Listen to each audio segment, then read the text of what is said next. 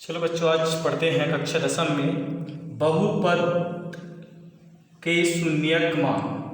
तो बहुपद के शून्यक मान, तो यहाँ पे द्विघात बहुपद, जैसे द्विघात बहुपद इसमें पूर्व आप गुणनखंड में देखे हैं। द्विघात बहुपद क्या है? ax घात 2 धन bx धन c, ये द्विघात बहुपद है। तो इसमें शून्यक मान, तो शून्यक मान ज्ञात करेंगे। तो आपको बताया गया है जैसे बहुपद का जैसे सरलतम करते हैं, तो इसमें जैसे इसको हम वर्ग समीकरण के स्वरूप में जैसे मान लेते हैं ax घात 2 धन bx धन c, यानी इसका मान अगर हम 0 मान लेते हैं, क्या मान लेते हैं? 0 मान लेते हैं, तो इसमें x के 2 मान आते हैं। x के 2 मान आते हैं क्योंकि ये क्या है? स्थिति अनुसार क्या है, समझेंगे क्या है? द्विघात समीकरण है। तो इसके x के 2 मान आते हैं, एक है अल्फा माना जाता है, एक तो बीटा। एक तो अल्फा मानते हैं, एक तो बीटा। तो इसी प्रकार से जैसे इसका हम शून्यक मान निकालते हैं, इसका ax का वर्ग धन bx धन c का शून्यक मान, तो यहाँ पे जैसे शून्यक मान की प्रक्रिया में एक स्थिरांक के x ऋण अल्फा डॉट क्या होता है? x ऋण बीटा। तो ये स्थिति अनुसार जैसे इसका हम शून्यक मान की प्रक्रिया से हम गुजरते हैं, तो ये इसका सूत्र होता है कि x ऋण अल्फा और x ऋण बीटा। तो एक अल्फा और बीटा इस बहुपद के क्या है? शून्यक मान है। बहुपद के क्या है?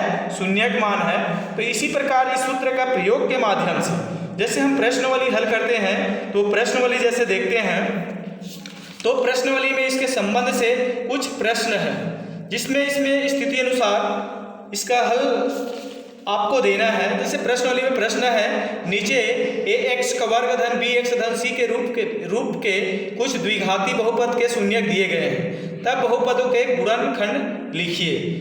तो इस बहुपद के गुणनखंड जैसे इसका हम लेते हैं, पहला प्रश्न है 3 व 4, 3 व 4 स्पष्ट है, ये 3 व 4। तो इसमें हम हल करते हैं, तो ये किसके शून्यक मान है? तो इसको हम मान लेते हैं कि इस बहुपद का है। जैसे हम इसको मान लेते हैं, यदि ax का वर्ग धन bx धन c के क्या है? ये शून्यक मान है, के शून्यक मान है। जैसे हम ले लेते हैं, क्या है? शून्यक मान किसको मान रहे हैं? अल्फा व बीटा को।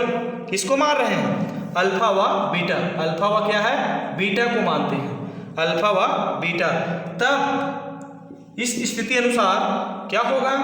ax का वर्ग धन bx धन c, जैसे आपको ये सूत्र बताया गया है, इसको लेना है, बराबर के x ऋण अल्फा और x ऋण बीटा। तो यहाँ पे x ऋण अल्फा और x ऋण क्या हो जाएगा? बीटा। तो इस बहुपद का शून्यक प्रक्रिया जैसे इसको हम मानते हैं, तब यहाँ पे लिखा जाएगा, क्या लिखा जाएगा कि x ऋण अल्फा, यानी इसके स्थान में क्या है? 3, अल्फा के स्थान में क्या है? 3, और बीटा के स्थान में क्या है? 4, यानी x ऋण 4। क्या होगा? x ऋण 3 व x ऋण 4। अतः इसका अभिष्ट गुणनखंड क्या हो जाएगा? अतः इसका अभिष्ट गुणनखंड क्या होगा? x ऋण 3 व क्या होगा? x ऋण 4। तो ये इसके आंसर होते हैं। तो इस तरह से इसका आप हल करेंगे। इसमें प्रश्न में कितने प्रश्न हैं? कुल इसमें 5 प्रश्न हैं। आपको समझ में आ गया होगा। जैसे दूसरा प्रश्न है ऋण 2, जैसे दूसरा प्रश्न क्या है? ऋण 2 व ऋण 3, यानी इसमें ऋण 2 व ऋण 3 है, यानी स्पष्ट है, आपको समझ में आ गया होगा। x धन 2 और क्या होगा? x धन 3। ये इसके गुणनखंड के शून्यक मान की प्रक्रिया, ये इसके गुणनखंड के बहुपद है। तो इस तरह से आप सवाल बनाएंगे। जैसे 15 और 17 है, तो x ऋण 15 हुआ, ये गुणित x ऋण 17 होगा। तो ये इसके आंसर है। आगे और देखें,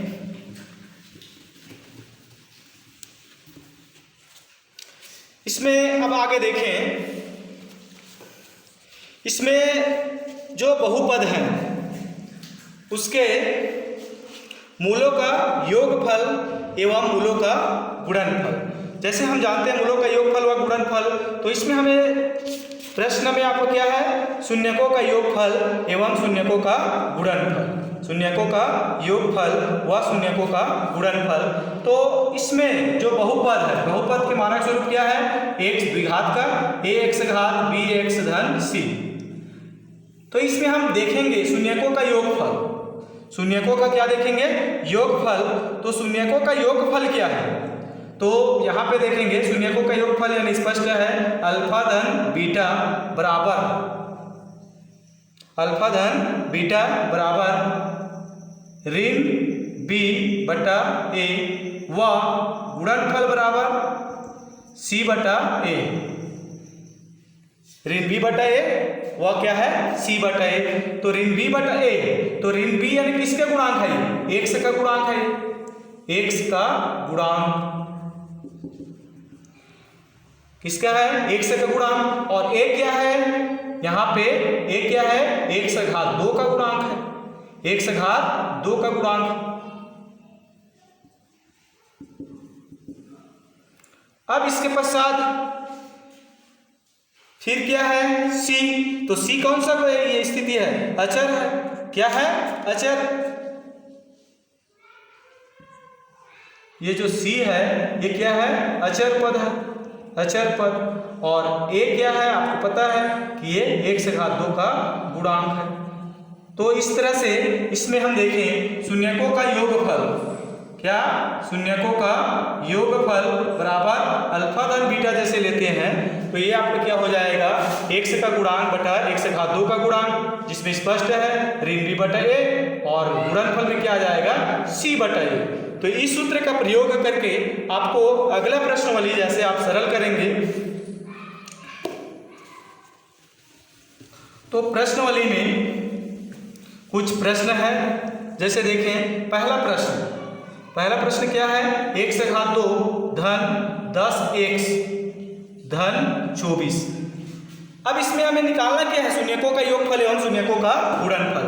तो इसमें हल देखें, तो ये जो बहुपद है इसको हम मानक बहुपद से तुलना करते हैं। x घात 2 धन 10x धन 24 को मानक द्विघात बहुपद, मानक द्विघात बहुपद या बहुपद कह सकते हैं।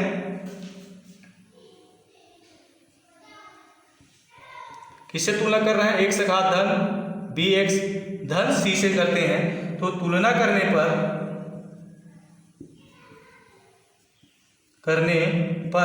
a के स्थान पे क्या है, यहाँ पे 1 है, b के स्थान पे क्या है 10 है और c के स्थान पे कितना है 24 है, c के स्थान में कितना है 24 है। ये तुलना करने पर a के स्थान में क्या है 1, b के स्थान में 24, यानी यहाँ पे क्या है 1, b के स्थान में क्या है 10, c के स्थान में कितना है 24। अब इसमें हम हल करते हैं, क्या मान निकालना है, शून्यकों का योगफल। अतः सूत्र बताया गया अभी, शून्यकों का योगफल। तो योगफल क्या है, ऋण b बटा a। तो ऋण b के स्थान में क्या है 10, तो ऋण 10, a के स्थान में कितना है 1, यानी कि इसका आंसर क्या हो जाएगा, आंसर क्या होगा ऋण 10 बटा 1। अब फिर इसमें क्या देखेंगे, शून्यकों का क्या निकालना है, शून्यकों का गुणनफल। तो शून्यकों का गुणनफल क्या है, c बटा a। तो c का मान कितना है 24 और a का मान कितना है 1, अर्थात क्या हो जाएगा इसमें 24 बटा 1, क्या होगा 24 बटा 1 और योगफल में क्या होगा ऋण 10 बटा 1, यानी इसको हम केवल ऋण 10 लिख सकते हैं, इसको केवल 24 भी लिख सकते हैं। तो इस तरह से इसका आंसर होता है ऋण 10 व 24। तो ये क्या है, शून्यकों का योगफल बराबर कितना आया, ऋण 10 आया और कितना आ गया 24। पुनः एक बार देखिए इसमें हल की प्रक्रिया। इसमें हम क्या कर निकालना है, शून्यकों का योगफल व गुणनफल।